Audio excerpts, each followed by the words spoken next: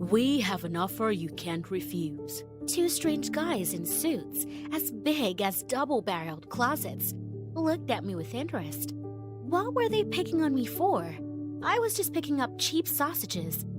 I didn't touch anyone. What do you want? I'll get the guard. I tried to say it as coolly as possible. Which one? That one? And nodded in the direction of the supermarket security guard. He turned out to be an old man who couldn't protect his own glasses, let alone me. Come on, don't be a show-off, miss. It's a great offer. You should take it. Hi, my name's Tyra, and I think I've killed 2 birds with a stone, met my love, and got rich. The guys turned out to be security guards for some rich businessmen. Our boss likes you. Usually, he's not interested in anything but stocks and gold bars. But today, something went over his head. The first guard explained to me. He's not a bad man. The other bully interjected. It's just what? I looked from one guy to the other. Just weird. That's great. That's the worst possible characterization. People used to say that about me too. A good person, but weird. And here I am, with no friends, no job, and no money. So what? In the middle of the general meeting, I said the chief does not understand the work of our department, where I collected toy dinosaurs before the meeting, of course. I also told my friend Dana outright that her boyfriend was a jerk, who she should run away from. Where's weirdness? But now I felt what other people feel when they meet me. We want to stay away from the person with an oddity. Agree, he has a lot of money. In the meantime, the second one persuaded me. To agree to what? A date. Go to an expensive restaurant, eat good food, not sausages. I looked at the wretched sausage and sighed heavily. The money I'd saved from when I was working ran out a week ago. I had to borrow from my parents, and I felt lousy. If your boss is so rich, then what is he doing in this lousy supermarket? She's not stupid. The first winked at the second and turned to me again. We stopped here to buy water. The explanation seemed more or less plausible to me, and I put the pack of sausages back on the shelf. Okay, one date isn't going to kill anyone. Bus is in the car, please. I walked out to our local shabby supermarket as if I was under escort. It looked so weird that the old ladies in the vegetable market started whispering. I couldn't stand it and showed them my tongue. The guys led me to a fancy Maybach, and the first opened the passenger door in front of me, inviting me into the car. I hesitated, but immediately imagined how luxurious my life would be when I finally had the money. A handsome young man sat in the cabin, proper facial features, expensive suit, and complete detachment, charismatic. Hello. I stretched out uncertainly. The stranger looked at me. The expression on his face remained the same, calm, and the car started moving. I felt uncomfortable. To distract myself, I looked at the interior of the car. It was upholstered in beige leather and looked gorgeous. It seemed strange to me to remain silent. How's the mood? I tried to start a conversation. The man looked at me again, but again, didn't answer. The boss doesn't like to talk. The second explained. He sat in the passenger seat while first drove the car. Very interesting. And how are we going to go on a date if he doesn't want to talk to me? We'll go with you. And that's when I realized what weird meant. But there was no way out. I'd already said yes. I couldn't jump out of the car at full speed. The restaurant was gorgeous. The food was amazing. You know, not those cheap sausages.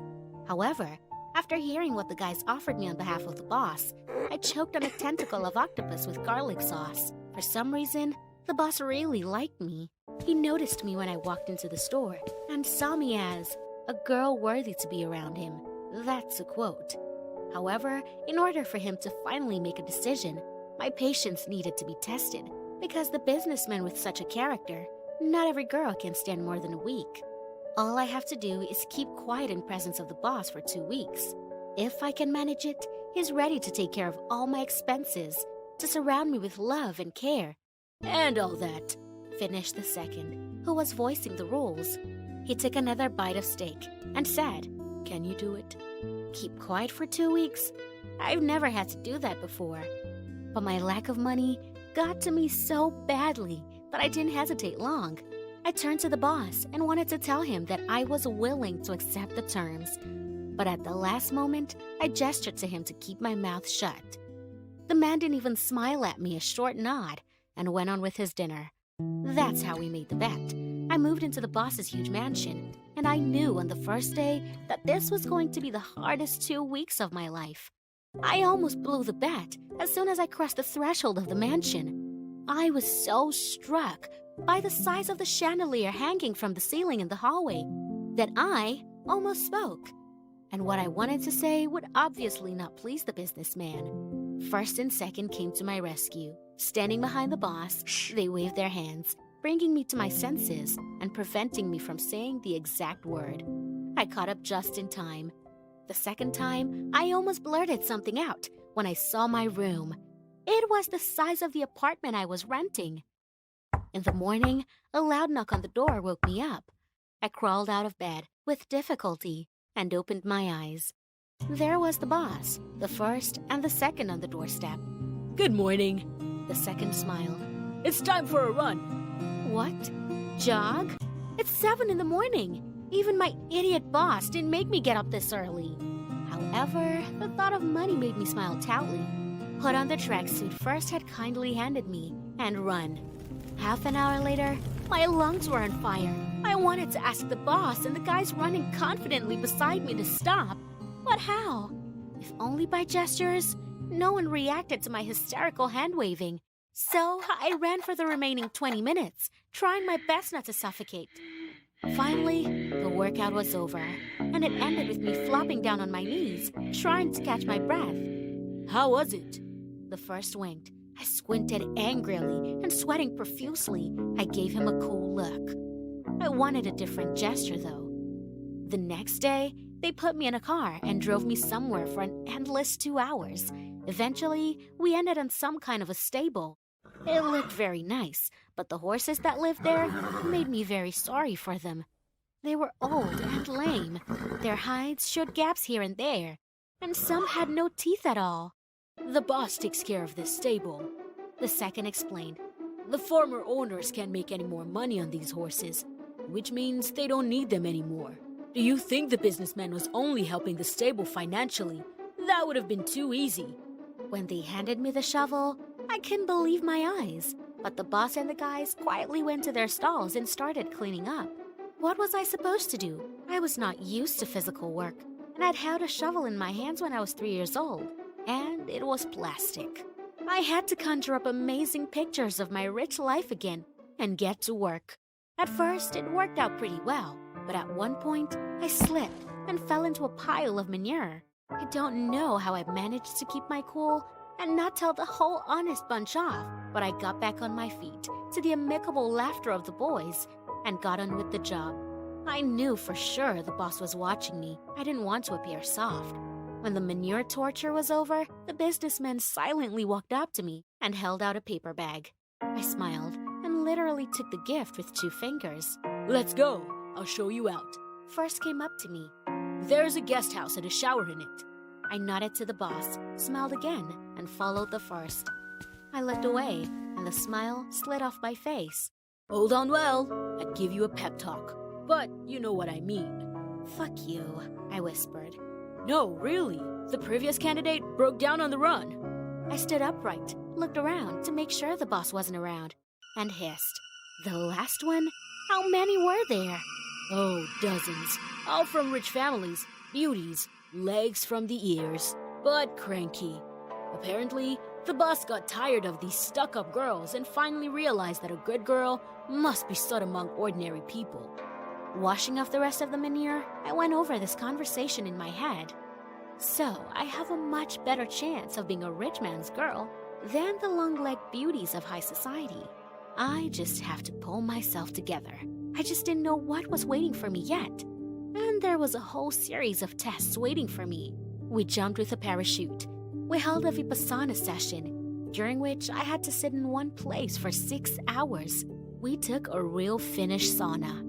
For 3 hours, we watched toothless children at a charity event. I must confess, I was beginning to lose my temper at this point, but the bet was only a few days away, and I held on as best as I could. And then, finally, when the last day came and we went somewhere again. What this time? Jump into the mouth of a volcano? It's all taken care of, boss. Second said suddenly. We bribed a cop. He'll do it right. I didn't know what he was talking about. We pulled up in front of a building, and I recognized it right away. This is the courthouse. I'd been here before, when I'd gotten a dozen of parking tickets. We entered the building and went straight to one of the rooms. It was crowded. The camera flashes were clicking. The hearing began, and the judge called the first witness. Police Officer Walter Nixon. He introduced himself and began to testify. The longer I listened, the more goosebumps ran down my back. The boss was the defendant in the case. Allegedly, one night, his Maybach hit a teenager on the road. Luckily, he survived, but suffered a head injury. The boss himself was driving the car at an unacceptable speed. The only witness claimed that the teenager had been hit in a crosswalk. But Officer Nixon had his own story. No, Your Honor. This kid ran out into the road in the wrong place. Was the car traveling at the speed limit? The judge clarified. Yes, Your Honor. I think the guy was drunk. There was a sub in the audience. I turned around and saw an old woman. It must have been the victim's mother. I looked at the boss. He kept calm. He had nothing to worry about. What's that supposed to mean? Now an innocent guy is going to get hurt because someone just has more money than he does? I'm shaking. Fucking money? My legs lifted me out of the chair on their own. The officer was bribed. None of this was true. Where are the reporters? I want this case to go public. In short, my life content was crying. There was a commotion. First quickly took me out of the hall, threw me out into the street, and told me, sit quietly in your hole. Which I did. I left myself at home and cried for 3 days. On the 4th, someone rang the doorbell. When I opened it, I saw Second on the doorstep. What? Was the trial story a test? And was the boss impressed with my honesty? I sniffed my nose. No. But I'm impressed. He smiled. Don't you regret it? Did I? Oh, I so did. Except that no amount of money was worth passing over someone else's grief and turning a blind eye to injustice. What would you have done in my place? Would you tell the truth? Speak up in the comments. Give me a like if you liked my story, and subscribe to the channel.